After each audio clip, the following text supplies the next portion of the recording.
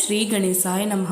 बुधवार का व्रत विघ्नहर्ता भगवान श्री गणेश और बुध देव को समर्पित है। यह व्रत बुद्धि, ज्ञान, व्यापार और संचार कौशल में सुधार करता है। बुधवार का व्रत करने से बुध ग्रह की अशुभता दूर होती है और करियर में सफलता, धन, सुख, समृद्धि तथा मानसिक शांति की प्राप्ति होती है। तो आइए आज हम सभी पूर्ण श्रद्धा और विश्वास के साथ बुधवार व्रत की कथा का श्रवण करते हैं। बहुत समय पहले की बात है कि एक साहूकार का नया नया विवाह हुआ था। उसकी पत्नी अपने मायके गई हुई थी। नया नया विवाह था, नई नई उमंग थी। साहूकार का परिवार भी कुछ खास बड़ा नहीं था। जो भी रिश्तेदार थे उनके घर बहुत दूर थे। अब साहूकार को अकेलापन खाए जा रहा था। उससे रहा नहीं गया और वह जा पहुंचा अपने ससुराल। ससुराल में उसकी खूब आवभगत हुई। अगले ही दिन साहूकार ने कह दिया कि विदाई की तैयारी कर लीजिए, हमें निकलना है। अब संयोगवश वह दिन था बुधवार का। सास ससुर ने अपने दामाद को समझाने का प्रयास किया कि बेटा, आज बुधवार का दिन है। इस दिन बेटे की विदाई नहीं करने का रिवाज है। बेटी की विदाई तो क्या, किसी भी शुभ कार्य के लिए यात्रा पर जाना बुधवार के दिन शुभ नहीं माना जाता। लेकिन साहूकार नहीं माना और कहा, मैं इन सब बातों को नहीं मानता, आप हमें जाने का आशीर्वाद दीजिए। अब अपने दामाद के आगे सास ससुर की भला क्या चलने वाली थी। मन मनोस कर तैयारी करनी पड़ी। बेटी की विदाई कर दी गई। आगे चलते चलते रास्ते में साहूकार की पत्नी को जोर की प्यास लगी। साहूकार जैसे ही पानी लेने के लिए गया और जब पानी लेकर वापस लौटा तो देखकर हैरान रह गया। उसने देखा कि उसकी ही हमशक्ल कोई व्यक्ति गाड़ी में पत्नी के बगल में बैठा हुआ था। उसकी पत्नी भी एक शक्ल के दो दो व्यक्तियों को देखकर परेशानी में पड़ गई। उसका पति कौन सा है? जैसे ही साहूकार ने पत्नी के पास बैठे व्यक्ति से पूछा कि वह कौन है, तो पलटकर उसने जवाब दिया कि भैया, मैं तो उस नगर का साहूकार हूँ और अपनी पत्नी को लेकर जा रहा हूँ। तुम बताओ, तुम कौन हो और मेरी पत्नी पर तुम इतना अधिकार क्यों जमा रहे हो? ऐसे बहस करते करते दोनों में विवाद बढ़ गया। विवाद को देखते हुए राज्य के सिपाही वहां पहुंचे और साहूकार को पकड़ लिया। अब सिपाही भी चक्कर में पड़ गया कि दोनों की शक्ल सूरत तो एक समान है। उन्होंने साहूकार की पत्नी से पूछा, बताओ, इनमें से तुम्हारा पति कौन सा है? अब बेचारी भला वह क्या जवाब देती। तब साहूकार ने हाथ जोड़ लिए और भगवान से विनती की कि हे भगवान, यह आपकी ही माया है। तभी आकाशवाणी हुई कि मूर्ख, याद कर, कुछ समय पहले तूने ही तो अपने सास ससुर की आज्ञा ना मानकर भगवान बुद्ध का अपमान किया और बुधवार के दिन तू अपनी पत्नी को लेकर चल पड़ा, जबकि तुझे इस दिन नहीं जाना चाहिए था। यह स्वयं बुद्ध देव हैं जो तुम्हें सबक सिखाने के लिए तुम्हारे वेश में हैं। अब साहूकार ने सच्चे मन से क्षमा मांगी और भविष्य में कभी ऐसा ना करने का वचन दिया और बुधवार को नियम पूर्वक व्रत पालन करने का संकल्प लिया।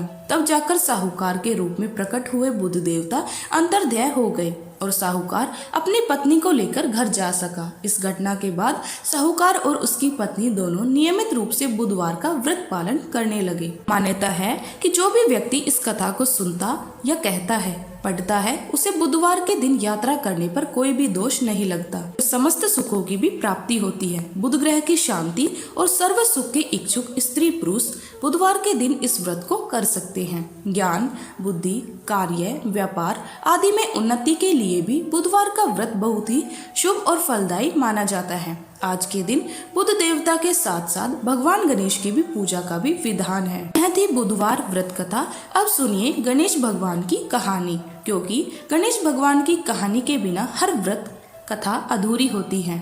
एक बार की बात है, एक साहूकार और एक साहूकारनी रहा करते थे। वो पूजा पाठ, धर्म पुण्य को बिल्कुल भी नहीं मानते थे और इसी कारण उनकी कोई संतान भी नहीं थी। एक दिन की बात है, साहूकारनी अपनी पड़ोसन के घर गई। उस दिन सकट चौथ था। वहां पड़ोसन सकट चौथ की पूजा और कहानी सुन रही थी। साहूकारनी ने पड़ोसन से पूछा कि तुम क्या कर रही हो? पड़ोसन बोली, आज चौथ का व्रत है, इसलिए कहानी सुन रही हूँ। साहूकारनी बोली, चौथ के व्रत करने से क्या होता है? तब पड़ोसन बोली, इसे करने से अन्न, धन, सुहाग, पुत्र सब मिल जाता है। तब साहूकारनी ने कहा, अगर मेरा गर्भ ठहर जाए तो मैं 1.25 सेर तिलकुटी करूंगी और चौथ का व्रत भी करूंगी। गणेश भगवान की कृपा से जल्दी ही साहूकारनी गर्भवती हो गई। तब वह बोली, अगर मेरा पुत्र हो जाए तो मैं 2.5 सेर तिलकुटी करूंगी। कुछ दिनों के बाद 9वां महीना बीतने पर उसका एक सुंदर पुत्र भी हो गया, इसलिए इस बार भी उसने सकट का व्रत नहीं किया। फिर वह बोली, हे भगवान, मेरे बेटे का विवाह हो जाएगा तो 5.25 सेर का तिलकुटी करूंगी। कुछ वर्ष बाद उसके बेटे का विवाह तय हो गया और जब उसका बेटा विवाह करने चला गया तो उस बार भी साहूकारनी ने तिलकुट नहीं किया। इस कारण से चौथ माता और गणेश भगवान क्रोधित हो गए और उन्होंने फेरों से उसके बेटे को उठाकर पीपल के पेड़ पर बिठा दिया। इधर सभी वर को खोजने लगे पर वह नहीं मिला। हताश निराश होकर सारे लोग अपने अपने घर को लौट गए। इधर जिस लड़की से साहूकारनी के लड़के का विवाह होने वाला था, वह अपनी सहेलियों के साथ गणगौर पूजने के लिए जंगल में धूप लेने चली गई। तभी रास्ते में पीपल के पेड़ से आवाज आई, ओ मेरी अर्धव्याही। यह बात सुनकर जब लड़की घर आई तो उसके बाद धीरे धीरे उसका शरीर सूखकर काटा होने लगा। वह दिन पर दिन कमजोर होने लगी। एक दिन लड़की की माँ ने कहा, बेटी, मैं तो तुम्हें अच्छा खिलाती हूँ, अच्छा पहनाती हूँ, फिर भी तुम सूखती जा रही हो, ऐसा क्यों है? तब लड़की अपनी माँ से बोली, माँ, जब भी मैं धूप लेने जंगल में जाती हूँ तो पीपल के पेड़ से एक आदमी बोलता है, ओ मेरी अर्धव्याही, और उसने मेहंदी भी लगा रखी है, सेहरा भी बांध रखा है। तब लड़की की माँ ने पीपल के पेड़ के पास जाकर देखा तो पहचान लिया कि यह तो उसका जमाई है। तब उसकी माँ ने जमाई से कहा, यहाँ क्यों बैठे हो? मेरी बेटी तो अर्धब्याही कर दिया और अब क्या लोगे? साहूकारनी का बेटा बोला, मेरी माँ ने चौथ का तिलकुट बोला था लेकिन नहीं किया, इसलिए चौथ माता ने क्रोधित होकर मुझे यहाँ बैठा दिया। अब तो यह सुनकर उस लड़की की माँ साहूकारनी के घर गई और उससे पूछा, क्यों तुमने सकट चौथ का कुछ बोला है क्या? साहूकारनी बोली, हाँ, तिलकुट बोला था। उसके बाद साहूकारनी बोली, मेरा बेटा घर आ जाए तो 2.5 मन का तिलकुटी करूंगी। इससे अब की बार श्री गणेश भगवान प्रसन्न हो गए और उसके बेटे को फेरे में लाकर बैठा दिया। अब बेटे का विवाह धूमधाम से हो गया। जब साहूकारनी के बेटा और बहू घर आ गए तब साहूकारनी ने 2.5 मन तिलकुट किया और बोली, हे चौथ माता, हे गणेश भगवान, आपके आशीर्वाद से मेरे बेटा बहू घर आ गए, जिससे अब मैं हमेशा तिलकुट करके व्रत करूंगी। इसके बाद सारे नगर वासियों ने भी तिलकुट के साथ सकट व्रत करना आरंभ कर दिया। हे चौथ माता, हे सकट देव, जिस तरह साहूकारनी को बेटा बहू से मिलवाया वैसे ही हम सबको मिलवाना। इस कथा को कहने सुनने वाले का भला करना। अब सुनिए गणेश भगवान की आरती। जय गणेश जय गणेश जय गणेश देवा, माता जकी पार्वती पिता महादेवा।